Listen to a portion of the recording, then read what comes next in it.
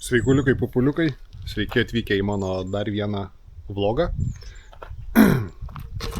YouTube. Tai va, šiandieną važiuosiu pasivažinėti su savo dviratuliu ir pažiūrėsim, kaip mano koja. Iš tikrųjų labai įdomiai. Keliai lygiai ir normaliai, bet vat, žiūrint vat, šitą pusę nori skaudėti. Tai šiam momentui darau, truputį pasidomėjau, tai ir pastebėjau, kad bėgant man būtent pėda nori virsti į vidų labiau, štai apkraunami neteisingai keliai ir atsiranda vat, būtent nuo bėgimo toks skausmas. Tai dabar darau tokius specifinius kojų pratimus, dirbu tą linkme, neužilgų grįšiu į Lietuvą ir teks susirasti specialistą, apsilankyti, pasitarti, pasižiūrėti, susidaryti kažkokią programą, nes reikia tvarkytis tos reikalus, jeigu aš noriu toliau bėgti ir toliau kažkur sudalyvauti. Tai va, šiam momentui lengvai bandysiu praminti dviratuką, žiūrėsiu, kaip jaučiuos, kaip ką ir nežinau, kiek, nesu suplanavęs, kiek nuvažiuoti, paprasčiausiai labai gražus oras. Tai sėdu, važiuoju ir tikiuosi, jums parodysiu kokių gražių vaizdų, kažką, kiek pavyks pafilmuoti, važiuojant su dviračiu, žinoma. Tai va. Tam kartai bandom lėkti.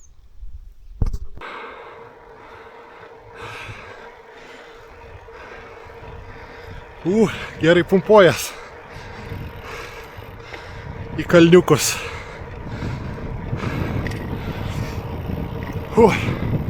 Bet vaizdai tai liuks.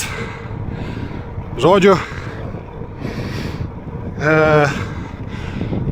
vis dar ką pastebiu, niekaip nesureguliuoju permetimų, kad netrintų vienoje ir kitoje pavaroje. Tai negaliu išnaudoti pilnu visų pavarų, visų ir nereikia, bet kartais būnant didesnės, trina ir nenori paprasčiausiai drožti grandinės. Bandžiau visaip ir domėjaus, tai greičiausiai esmė troseliuose.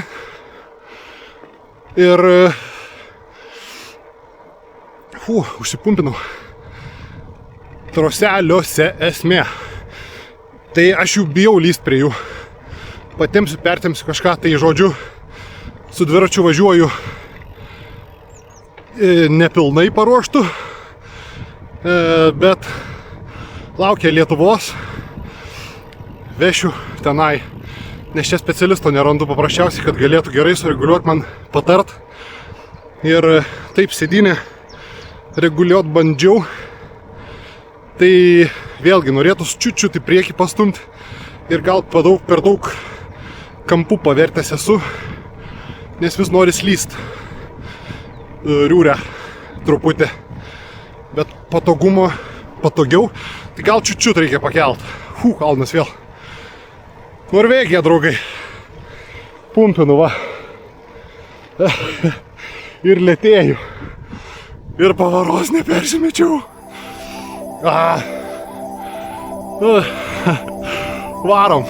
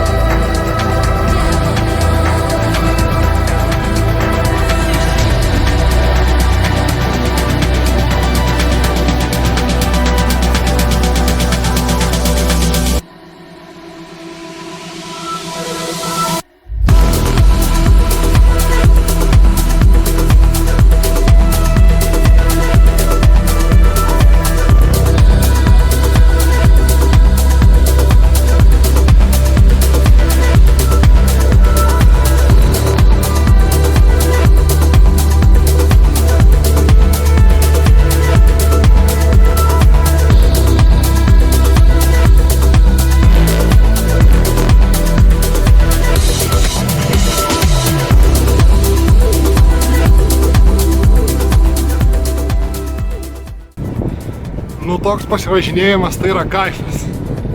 Nenoris net niekur skubėti. Pučia vėjas, gal nelabai girdėsis. O, čia iš vis pučia. Vau.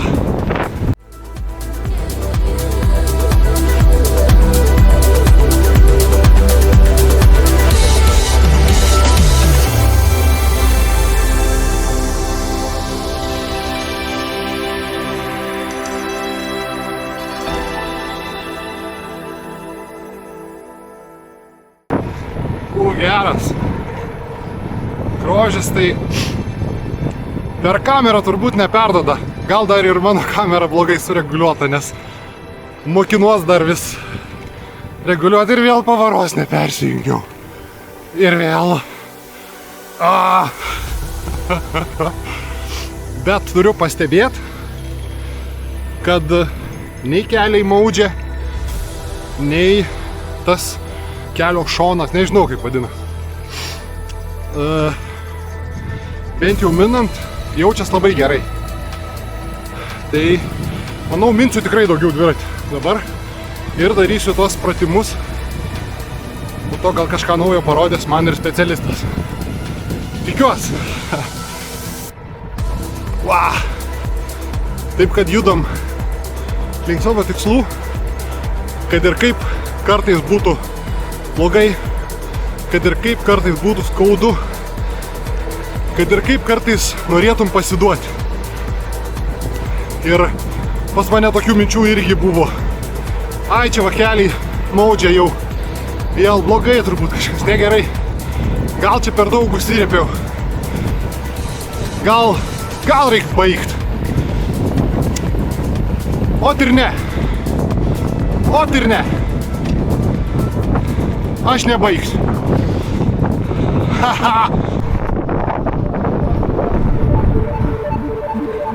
O taip važiuoji ir tau šiuo atveju iš kairės Norvegijos fjordas.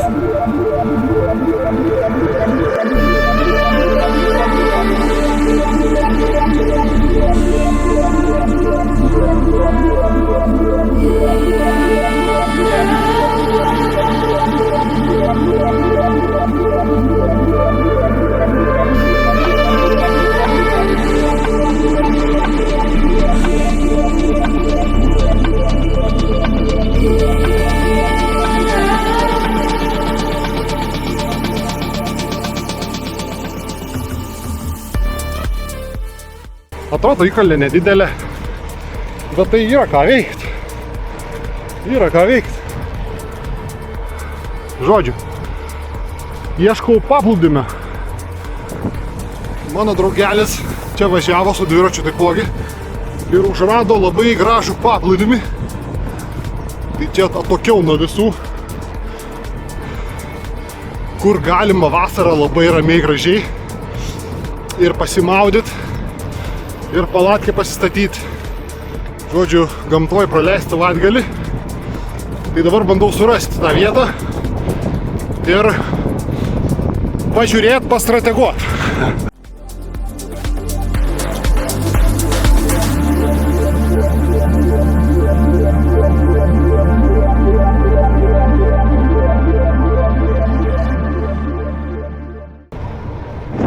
Ir kiekvieną kartą važiuojant aš visada sakau vau, nes kiekvieną kartą atrodo vis kitaip gražiai.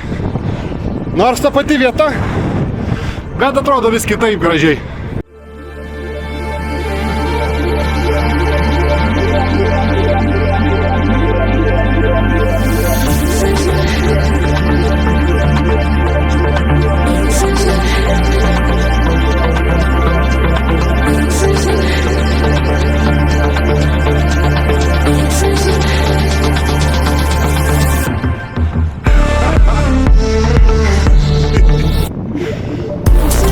Nemoku dar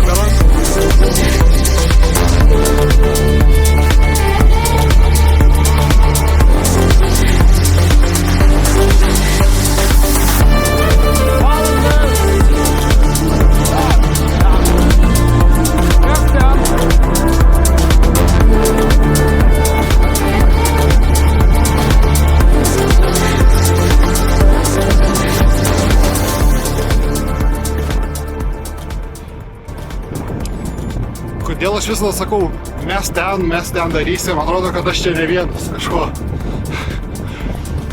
Taip, reikia mokintis kalbėti prieš kamerą man.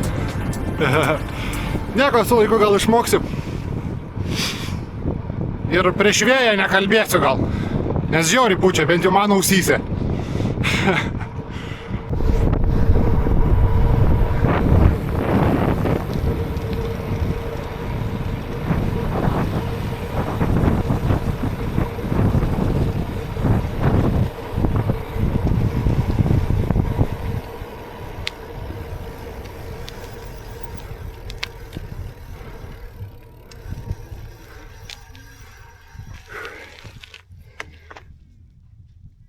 Pauzytė. Nu ką. Čia pauzytė. Opa. Kiek čia? Beveik 25 kilometrai. Ir va, asfalto pabaiga. Čia toliau eina kelias. Tai čia pas žmonės kažkur, kur gyvena. Galiu vat parodyti, reikia dviratį paguldyti, pastatyti neišeis.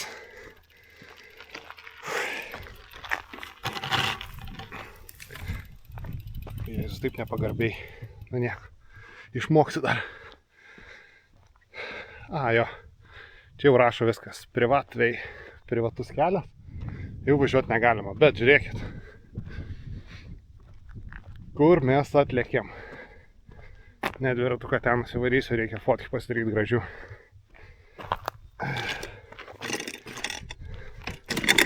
Tai va, apie 25 kilometrus nuo ten, kur gyvenu. Nuo Engelioj salos. Pačios pradžios. Ir, nu ką čia pasakot, žiūrėkit.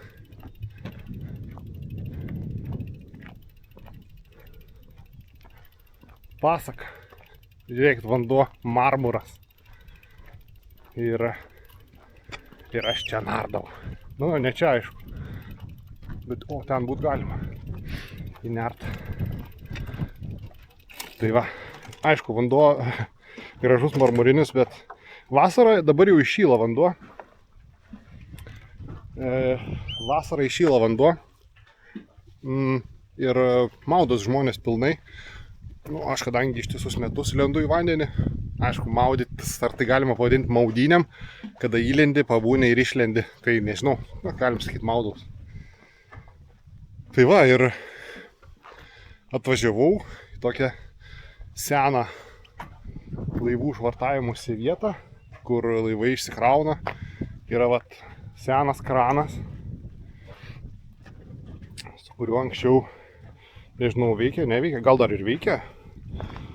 Bet jau senas matos, bet va šlangytės pakeistos, tai gal jis dar ir veikia netgi.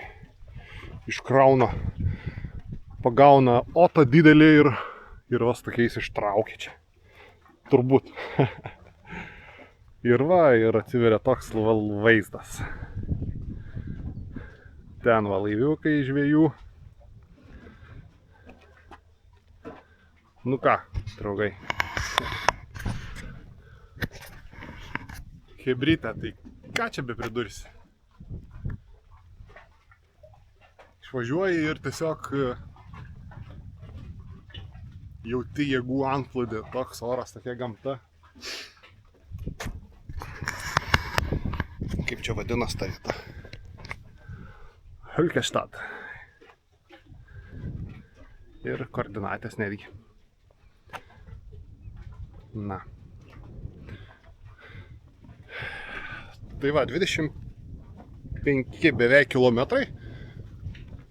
Kojytės liuks. Raumenukai jaučias. Nes, nu, reikia buvo ir kalniukus taip paminti. Tai buvo momentas, kada taip, nu, ui. Bet man patinka tas, kad aš galiu mint dviratį ir man keliams nieko absoliučiai. Nors aš dabar keliai apšilo, aš iš vis nejaučiu. Nu, gal vat tik vat šitą vietą jaučiu. Bet nekritiškai, bet aš jau jaučiu, bet man nepatinka tai va, ir esminis dalykas, kad man bėgant, nori į vidų, atrodo, virsti ir iš to apkraunamos šitos vietos. Tai dabar atlieku įvairius su gumom ir taip tempimo pratimus. Aišku, ačiū Dievui, greit grįšiu į Lietuvą, tai tvarkysiuos viską ten, nes čia sunkiau, nes gyvenu labai tokioj vietoj, kad kažką tas sutvarkyti turi važiuoti, žiūrėti, ir bet kokia atveju dabar atostogos Lietuvoje, tai susiplanavau pačią pradžią atostogų, susižiūrėti savo reikalus, susivažinėti, išsiaiškinti ir susidaryti bent jau kažkokį rimtą planą. Kiek jau pavyks, rimta, nerimta. Bet, tai va, kaip turbūt pastebėt, kad pats dar galvoju painiojus, tai man būtent reikia darau, judu į priekį taip, bet vis dar jaučiu, kad pas mane galvoje yra tokia košė. Tai va, reikia man dar dėliotis tas lentynas, bet aš laiko turiu, susidėliosiu, viskas gerai, čia taip pat kaip kad su svorio metimu. Aš tą 110 kg ne per vieną dieną atsikračiau ir visko buvo, ir bangų pakilimų, nusileidimų, lygiai taip pat turbūt su viskom, ką įimi, ir būna nesėkmių, ir pasiseka, ir nesiseka, bet vieni pasiduoda, galiu pasakyti, kad dauguma pasiduoda, o kiti, tai čia ta mažuma, nutarė eiti į priekį. Ir aš pasiduodavau pastoviai. Ir nežinau, kuriuo momentu aš pradėjau nebepasiduoti. Turbūt jau pasiekęs paskutinę tą liniją, už kurios viskas. Turbūt tada supratau, kad viskas, reikia per save lipti ir daryti. Ir dabar suprantu, ir per tą visą svorio metimo kelią supratau, kad bet ką tu gyvenime darai, bet ką tu įmies, negalvoti reikia. Imti ir daryti. Jeigu tu galvoji, kad tau tas patiks, kad tau to reikia, kad tas yra gerai, kad tas tau padės, tu imi ir darai ir viskas. Ir aišku, tu ir klysi, tu ir nesąmonę prisidarysi. Aš kaip tik dabar su to kanalu YouTube darau ir aš turbūt čia ir prisikalbu, ir nusikalbu, ir kalbėti normaliai nemoku į kamerą. Bet aš darau ir aš darysiu ir man nesvarbu. Ir pati didžiausia turbūt klaida daroma, kad pradedi galvoti, oi ką kiti pasakys, jeigu aš čia nusišnekėsiu, oi ką kiti pasakys. Jeigu kažkas netai bus, koks tau skirtumas, ką kiti pasakys? Tau įdomu, ką kiti pasakys? Tu žinai, ką kiti pasakys? Aš ne Vanga, aš nežinau. Tai man kažkaip ir neįdomu, ką man kiti gali pasakyti. Kodėl aš turiu apkrauti savo galvą dalykais, kurių dar nežinau, ar jie bus, ar iš viso ten kažkas kažkur, žodžiu. Taip kad tiesiog darai tai, kas tau reikia daryti ir nepasiduodi atsitikus nelaimė, atsitikus nesėkmiai. Judi ir viskas. Tai va, taip ir dabar bandau jau judėt ir noris dar ir jaunimui parodyti, kad nelaidokit savo metų brangių. Jūs dabar jau galite judėti ir daryti, hebra. Aš daug savo metų jaunų palaidojau. Jeigu būčiau pradėjęs tiesiog taip galvoti, taip daryti pačioj pradžioj, tas mąstymas pas mane toks būtų buvęs, aš turbūt daug daugiau būčiau pasiekęs gyvenime. Bet niekada nevėlu. Niekada nevėlu, reikia judėti. Turbūt skamba banaliai, bet nieko čia stebuklingo ir nėra. Čia yra paprasti dalykai, kuriuos tu tiesiog privalai daryti. Viskas. Tai va. Pliava. Grožis. Da, pasižiūrėt norit? Pasižiūrėk.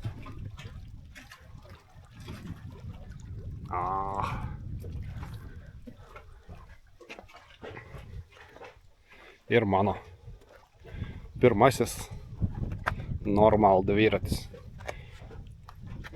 Aišku, tikri dviratininkai sakys, kad čia ne karbonas, šūdas. Bet aš jau minėjau, kad man nesvarbu, kas ką pasakys. Aš judu, kaip man išeina. Tai va, tikiuosi, kad iš mano paistalų ir iš mano visų kalbų pasakytų ir mano mišrainės jums išmestos minčių kažką gero galėt savo pasimti. Ir būtinai paspauskit širdutę, ten like, subscribe, pasidalinkit, parašykit būtinai komentarą. Jeigu galvojat, kad šis kanalas peržengs save, pradėjo judėti ir juda teisinga linkme, aišku, atsiprašau už visas klaidas, už viską, aš tik pradedu. Tai padėkit man plėstis. Ir tai mane motyvuos judėti, kurti daugiau, turbūt. Tai va, aišku, dar neatsisveikinu. Taip, čia turbūt gal vidurys, gal dar vis tiek pafilmuosiu, nes liko atgal kelias.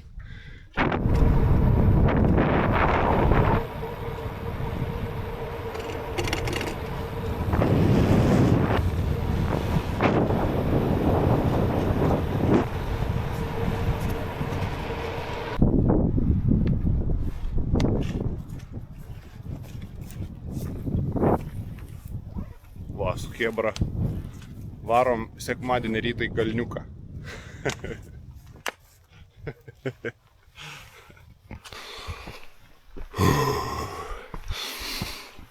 O, kopeliojam.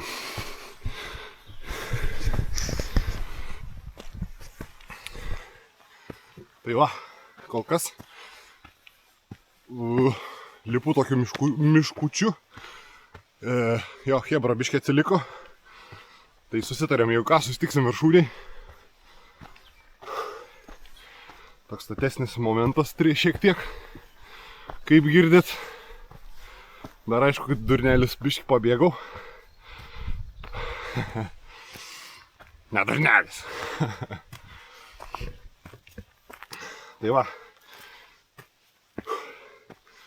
Kol kas va, tokiu miškučiu kopam. Faina, vėjuko nėra. Užlipsiu aukščiau. Turbūt bus vėjelis. Galimai. Tai gal ir mažiau girdėsit mano kalbą, bet parodysiu. Nieko įspūdingo, paprasčiausiai sekmadienį iš ryto. Draugas pasiūlė, sako, varom. Varom, sako. Netyčia susitikom kieme. Su juo, jis jau ėjo. O, sakau, varai kalną. Jo, nu tai, va taip eksprompt. Nei, šiaip visada mėgstu nusinešti veiklę, pasitaisyti vandens, kavos pasitaisyti. Kalną viršūniai, dabar tik su gertuvė. Tai va, žodžiu, to išlysim, parodysiu. Nu va, ir išlindom iš medžio viršūnėlės. Ir va, turim tokį vaizdą. Dar truputį įlysim į krūmus. Bet tuoj pamatysim tą viršūnę nedidelę, link kurios einam. Vis prisimenu savo kopimus svorio metimo kelioniai. Nuo 208 kg, priminsiu.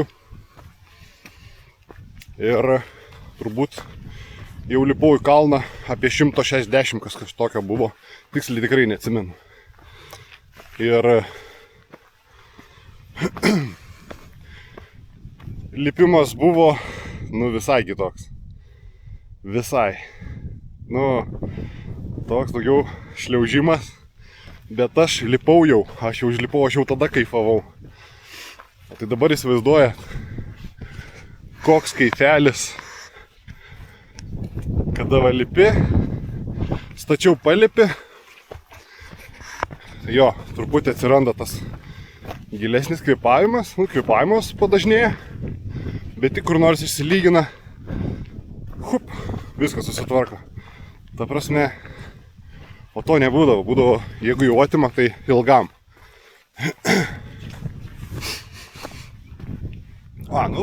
žiūrėkit, matos jau ta viršūnėlė, į kurią varom. Iki čia jau kiek 2 marus kilus nuėjom. Jo, nuėjau. Ir va, jėga grožis. Tai va, parodysim vaizdų nuo viršūnės. Ir kiek matau, bus vėjuota. Tai daug gal ir nekalbėsiu.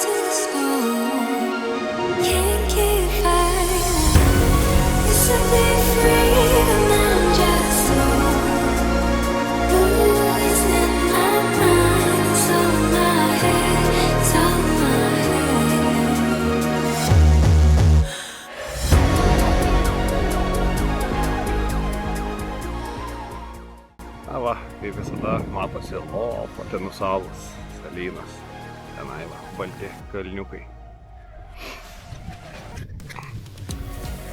Ir tarp kitko, šiandieną gegužės 17 diena, tai Norvegijoje labai didelė šventė. Tai gratulėjame Dagen Norge.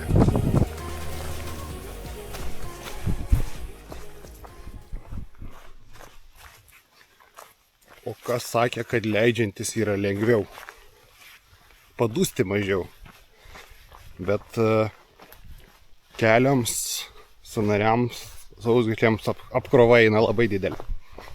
Nu, didok. Tai va, ką dar gerą pastebėjau, kad keliai maudžia leidžiantis. Na, bet čia ir normalu. Mano atveju. Reikia reabilituotis. Bet ką pastebėjau, kad galiu į kalną lipti. Ir nėra bėdų. Tai galiu į kalną lipti, galiu dviračių mint, galiu didesnių tempų eiti. O su bėgimu kol kas